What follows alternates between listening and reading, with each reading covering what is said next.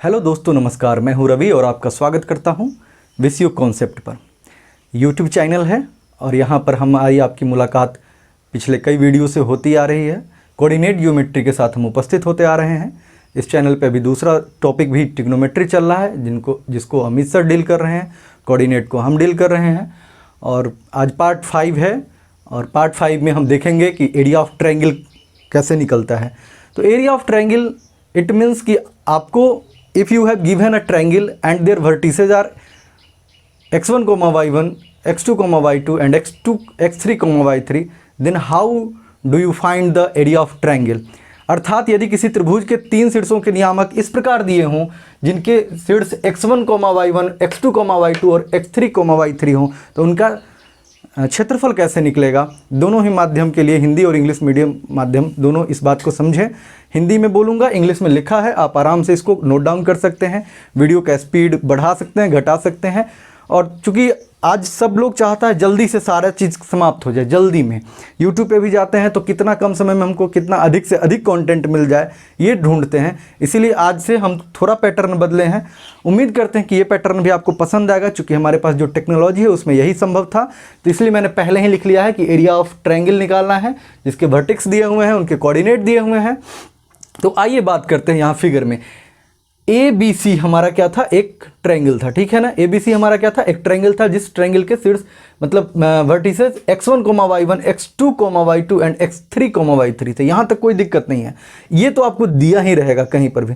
फिर हमने क्या किया, कंस्ट्रक्शन में मैंने ड्रॉ किया, परपेंडिकुलर ड्रॉ किया, पॉइंट बी से, पॉइंट ए से, पॉइंट सी से। इट मीन्स बी से B M, it means B से बी एम और क्या ए से ए एल, इसको ड्रॉ कर लिया हम लोगों ने, ठीक है। इसी प्रकार सी से सी एन ड्रॉ कर लिया। हाँ, अब देखिए एरिया ऑफ ट्रायंगल हम यहाँ पर कैसे निकाल पाएंगे। तो एरिया ऑफ ट्रायंगल निकालने के लिए इस फिगर में आपको ये समझना चाहिए। एक रीड वाला स्केच क्या हुआ, हाँ, ये समझना चाहिए कि यहाँ पर क्या है, इधर से ही देखना ठीक रहेगा। यहाँ पे हमको दिख रहा है, ये ट्रेपीजियम दिख रहा है। कौन सा ट्रेपीजियम दिख रहा है, ए बी एम एल या फिर बी एम एल ए, ये आपको ट्रेपीजियम दिख रहा है। यानी ये वाला ट्रेपीजियम दिख रहा है, ये वाला ट्रेपीजियम आपको दिख रहा है, यानी ये फिगर आपको दिख रहा है। दूसरा देखिए, फिर आपको कौन सा ट्रेपीजियम दिख रहा है, ए एल एन सी, ये ट्रेपीजियम आपको दिख रहा है। कौन सा ट्रेपीजियम दिख रहा है, ये वाला ट्रेपीजियम पूरा दिख रहा है आपको, ठीक है। ये वाला ट्रेपीजियम आपको पूरा दिख रहा है। अब बात अगर कीजिए कि इस ट्रेपीजियम के एरिया और इस ट्रेपीजियम के एरिया में से अगर हम इस ट्रेपीजियम के एरिया को घटा दें, यानी B M N C trapezium, यानी ये वाला जो हमारा एरिया है, ये वाला जो हमारा एरिया है, अगर हम इसको माइनस कर लें तो हमारा क्या निकल जाएगा, तो हमारा निकल जाएगा एरिया ऑफ ट्रायंगल क्या निकल जाएगा, ए बी सी निकल जाएगा। अब बात करते हैं कि एरिया ऑफ ट्रेपीजियम क्या होता है। तो area of trapezium we know that area of trapezium is equal to 1/2 into sum of parallel sides into their height, यानी कि समांतर भुजाओं का 1/2 गुना समांतर भुजाओं का योग गुणा ऊंचाई। ये बात आपको पता है, हिंदी में भी बोल रहे हैं, इंग्लिश में बोल रहे हैं, ध्यान से सुनने की कोशिश कीजिएगा। तो हम वही बात लिखे हैं, area of triangle is equal to area of trapezium B M L A, देखते चलिएगा B M L A, area of trapezium A L N C and minus कर दिए area of trapezium B M N C, इतना minus कर दिए, कोई दिक्कत नहीं है। अब देखिए ये और ये पैरेलल साइड्स है, ये इसका हाइट है, तो क्या लिख देंगे 1/2 into B M into A L into क्या एम एल, ये वाला हाइट लिख देंगे। फिर इसी तरीके से इस ट्रेपीजियम में चलेंगे, A L plus C N half कर दीजिएगा और इंटू क्या हो जाएगा, एल एन, ये वाला हाइट हो जाएगा, माइनस क्या हो जाएगा, minus half into sum of parallel sides. तो सम ऑफ पैरेलल साइड्स क्या हो जाएगा, बी सी और क्या हो जाएगा, सॉरी बी एम, हाँ देखिए बी एम और क्या है सी एन, ये दोनों पैरेलल साइड्स है। और हाइट क्या हो जाएगा, तो हाइट हो जाएगा हमारा एम एन, हाइट क्या हो जाएगा एम एन, ये वाला हाइट हो जाएगा। ये पैरेलल है, ये आपका क्या हो गया, हाइट हो गया। इतनी बात पता है। अब इसी के आधार पर हम इसको हल करेंगे। अब देखिए ध्यान से, इसी के आधार पर हम हल करेंगे। अब एक बात बताइए कि अब यहाँ क्या है, B M A L M L, अब ये सारा हमको पुट करना पड़ेगा, तो हम देखना चाहेंगे B M is equal to क्या है, बी एम जरा देखिए, बी से लेकर एम तक बी एम, यानी y डिस्टेंस, तो इस पॉइंट का कोऑर्डिनेट क्या है y2, तो bm इज इक्वल टू हम y2 लिख देते हैं, कोई दिक्कत। आगे आ जाइए, bm हो गया al का a से लेकर l तक ये क्या हो जाएगा y1, क्या हो जाएगा a से लेकर l तक क्या हो जाएगा y1, कोई दिक्कत। अब देख लीजिए हमारे पास क्या आ जाता है cn कहाँ है, cn ये वाला cn, तो ये क्या हो जाएगा, ये हमारा y3 हो जाएगा, क्योंकि y कोऑर्डिनेट यहाँ पर y3 है। अब देखिए हमको यहाँ निकालना है क्या, ml निकालना है, क्या निकालना है, ml निकालना है। ml की बात करें, ml आपको ये दिख रहा है, ये निकालने के लिए आपको क्या करना पड़ेगा कि यहाँ तक के टोटल डिस्टेंस में से, यहाँ तक के टोटल डिस्टेंस में से आपको इतना माइनस कर लेना होगा, तब निकलेगा। तो ml इज इक्वल टू क्या हो जाएगा, यहाँ पर क्या है x कोऑर्डिनेट क्या है x1 और यहाँ तक का x कोऑर्डिनेट क्या है x2, यानी हम ml इज इक्वल टू लिख देंगे x1 माइनस क्या लिख दें x2, कोई दिक्कत बिल्कुल नहीं। ml हो गया। ठीक इसी प्रकार ln निकालना है, l से लेकर n तक, तो o से लेकर n तक का डिस्टेंस कितना होगा x एक्सिस पे, तो x3 होगा, कोई दिक्कत, x3 होगा ln ना x3, और इसमें से क्या घटा देंगे हम, यहाँ तक का डिस्टेंस का l तक का डिस्टेंस कितना होगा, तो l का x कोऑर्डिनेट कितना है x1 है, हम इसको यहाँ पे माइनस करके x1 कर लेते हैं। mn की बात कीजिएगा m से लेकर n तक, तो फिर o से लेकर n तक कोई भी डिस्टेंस जो है हम कहाँ से लेते हैं, ओरिजिन से मापते हैं, तो o से लेकर n तक कितना है, o से लेकर n तक x3 है, और क्या mn है ना, mn निकालना है, तो o से लेकर n तक क्या है x3 है, तो यहाँ क्या हो जाएगा, यहाँ इतना डिस्टेंस क्या होगा x2 हो जाएगा, इसको माइनस कर लेंगे, यानी x3 माइनस x2 कर लेंगे। बात समझ में आ गई। अब देखिए ये हमारा क्या हो गया, ये हमारा वैल्यू आ गया। अब हम वैल्यू पुट करेंगे और देखिए फर्दर हम कहाँ रिजल्ट पे पहुँचते हैं।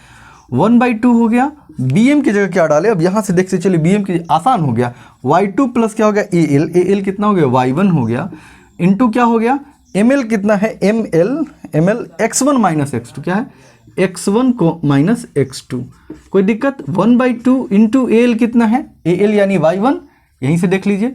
cn कह रहा है, cn जरा देखिए, cn कितना है y3 है, cn कितना है y3 है। आगे आइए ln की बात कीजिएगा, तो ln कितना है x3 माइनस x1, कोई दिक्कत। माइनस 1/2, bm कितना है, bm y2 है, और फिर cn कितना है, तो cn हो जाएगा y3 प्लस y3, cn कितना है ऐसे भी यहाँ देख लीजिए y3 है, और इंटू mn की बात करें तो mn के लिए हम क्या निकालें x3 माइनस x2, कोई दिक्कत। आगे आइए हम इसको सॉल्व करते हैं। 1/2 इंटू क्या हो जाएगा, यहाँ x1 से मल्टीप्लाई कीजिए तो क्या हो जाएगा, 1/2 हम कॉमन ले लेते हैं, कोई दिक्कत है, कॉमन ले लेते हैं। अब देखिए यहाँ x1/2 यहाँ क्या लिख दें, फिर लिख देंगे प्लस में क्या लिख देंगे x1y1, यहाँ क्या लिख देंगे माइनस का x2y2, और क्या लिख सकते हैं माइनस का x2y1। यहाँ तक की बात खत्म हो गई। आगे देखिए फिर प्लस कर देते हैं, प्लस करने के बाद फिर एक यहाँ इसको ब्रैकेट कर देते हैं। यहाँ क्या लिखेंगे x3 से करेंगे तो क्या हो जाएगा x3y3, ये क्या हो जाएगा प्लस क्या हो जाएगा, सॉरी x3y3 x3y1 प्लस क्या हो जाएगा x3y3, और माइनस क्या हो जाएगा x1y1, इधर क्या हो जाएगा फिर माइनस में क्या हो जाएगा, माइनस में x1y3। आइए फिर यहाँ माइनस दे दीजिए, यहाँ से ब्रैकेट शुरू कर दीजिए, कोई दिक्कत नहीं है। x3 से मल्टीप्लाई कीजिएगा तो कितना हो जाएगा, x3 से मल्टीप्लाई कीजिएगा कितना हो जाएगा x3y2, और क्या हो जाएगा इधर x3y2 प्लस क्या हो जाएगा x3y3, और माइनस में क्या हो जाएगा, हम यहाँ लिख देते हैं माइनस में क्या हो जाएगा x2y2, और माइनस में हो जाएगा x2y3। ये हमको ये वाला मेरा रिजल्ट है, ठीक है। आगे फर्दर हम इसको और सॉल्व करते हैं। 1/2 क्लियर दिख रहा होगा, 1/2 कर लेते हैं। अब इसको हम ब्रैकेट हटा देते हैं, ठीक है।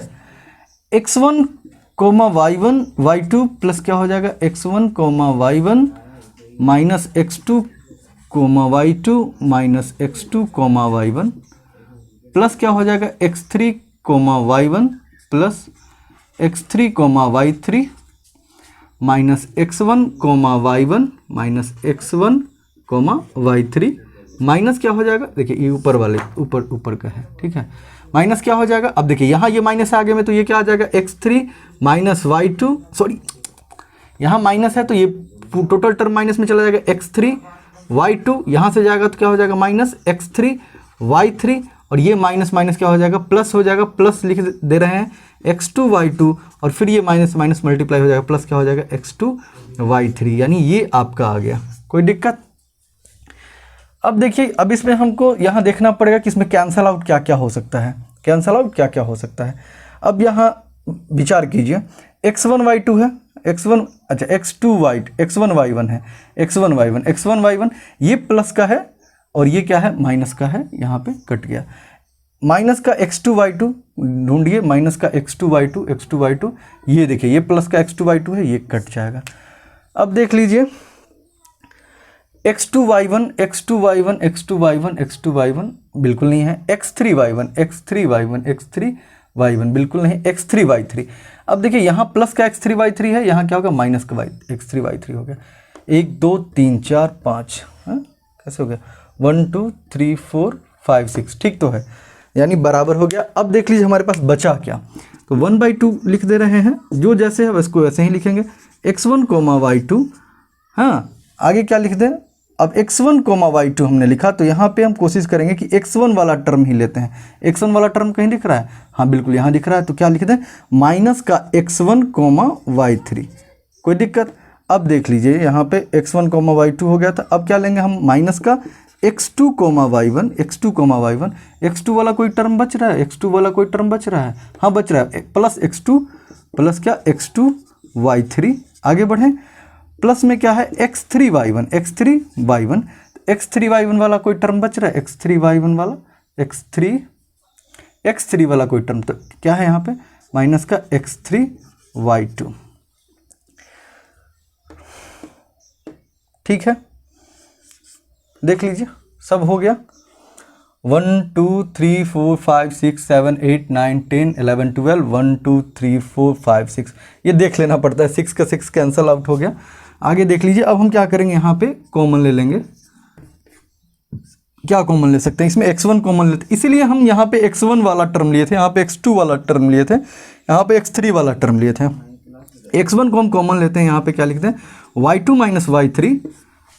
फिर क्या ले लें, यहाँ पे x2 को हम कॉमन लेते हैं, x2 को कॉमन लेंगे तो क्या हो जाएगा। अब देखिए यहाँ पे x2 को हम प्लस में कॉमन लेते हैं, तो यहाँ पे क्या लिख देंगे, पहले हम y3 ही लिख देते हैं, कोई दिक्कत, y3 लिख देते हैं ये वाले टर्म में से, और माइनस में क्या लिखते हैं y1 लिख देते हैं, कोई दिक्कत नहीं। आगे आ जाइए, प्लस में क्या ले लें x3 ले लिए, प्लस में x3 ले लिए, तो यहाँ पे y1 लिख ही सकते हैं, और यहाँ क्या हो गया हमारा, यहाँ क्या हो गया माइनस का y2 हो गया, कोई दिक्कत। यानी आपका आ गया area triangle ABC is equal to आपका ये रिजल्ट आ गया, यानी x1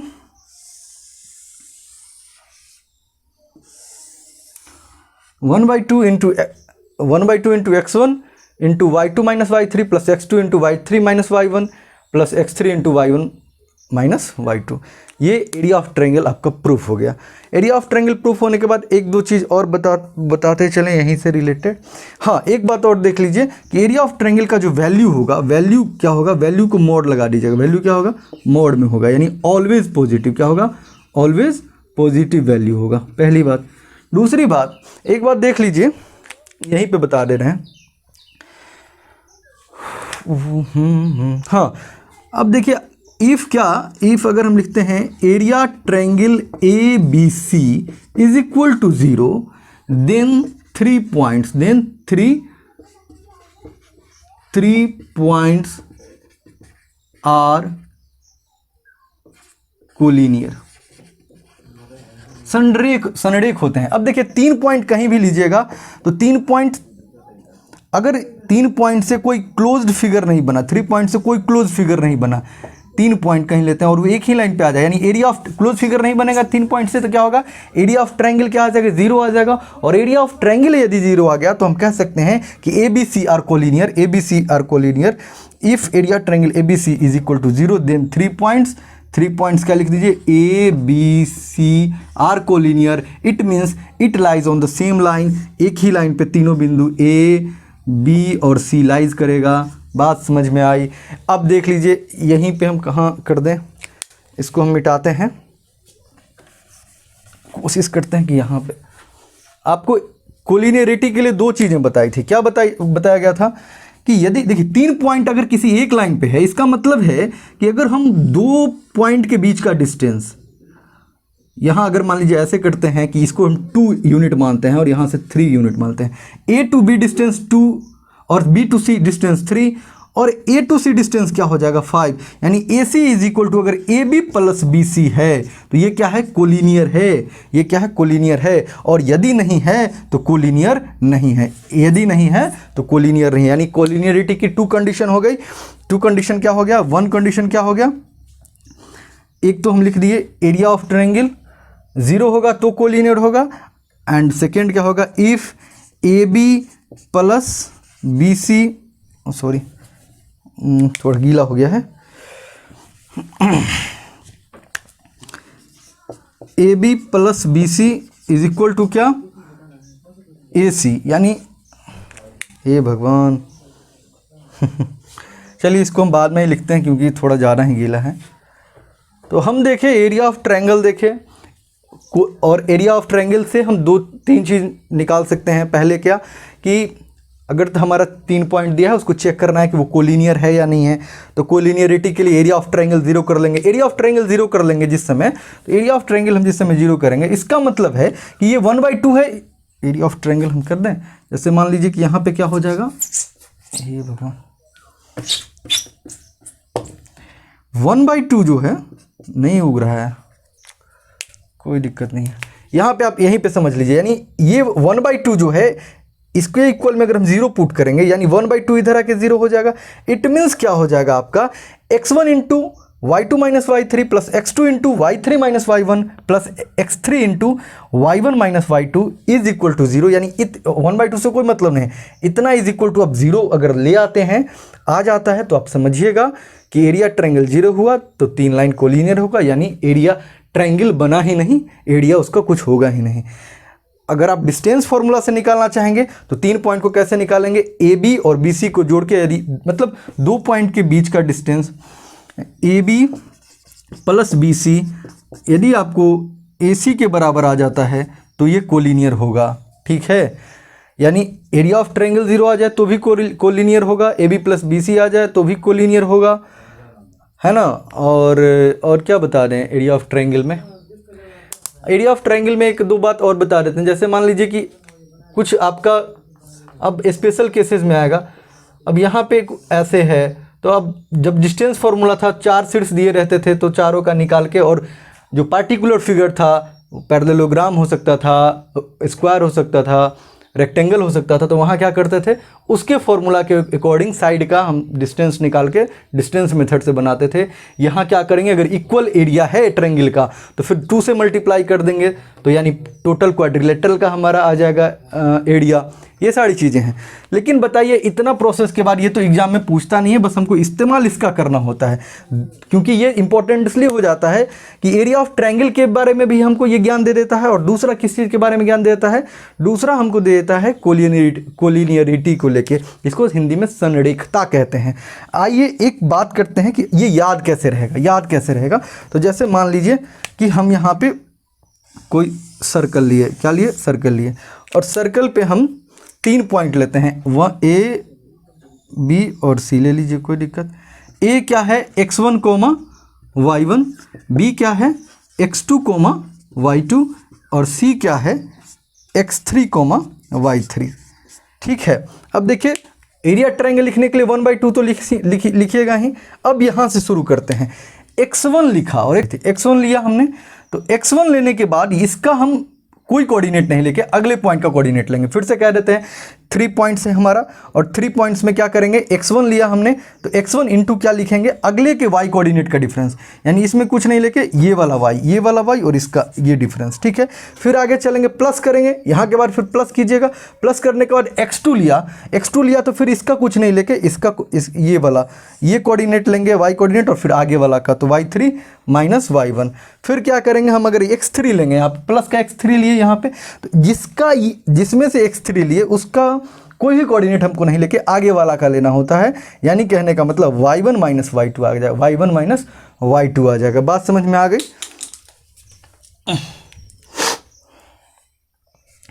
एक बार फिर से हम इसको अगर कहिएगा रिपीट करने के लिए तो कर देंगे कि ये क्या है, c है x3, y3 और x3, y3 आ गया। तो आप क्या कर सकते हैं, x1 से शुरू करेंगे तो इसका कोई कोऑर्डिनेट ले लेंगे, अगले के y कोऑर्डिनेट का डिफरेंस लेंगे, फिर प्लस करेंगे x2 करेंगे, अगले के y कोऑर्डिनेट का प्लस का x2 किए और अगले का y coordinate y2 minus y3, फिर अगले का क्या किए x3 लिए, तो x3 लिए तो इसका कुछ नहीं लेना है, किसका लेंगे, फिर y1 माइनस y2 कर लेंगे। काम में कई बार क्या होता है, लिखने में दिक्कत होती है, इस हिसाब से मैंने आपको बता दिया कि याद कैसे रहेगा। एरिया ऑफ ट्रायंगल को खुद से एक बार प्रूफ कीजिएगा, एक बार प्रूफ करके किसी और को दिखाइएगा, दूसरी बार कोलिनियरिटी का क्वेश्चन बनाइएगा, तीसरी बार ये सर्किल बना के इसका फॉर्मूला, चूँकि यही आपको काम देने वाला है तो इसका इस्तेमाल कीजिए, प्रयोगधर्मी बनिए, प्रयोग कीजिए, विश्वास रखिए, संकल्प के साथ किसी लक्ष्य के तरफ निरंतर आगे बढ़ना है, जोश रखना है और इस जोश को होश के साथ किसी निश्चित मुकाम तक लेकर साथ चलना है। आज के लिए बस इतना ही, धन्यवाद।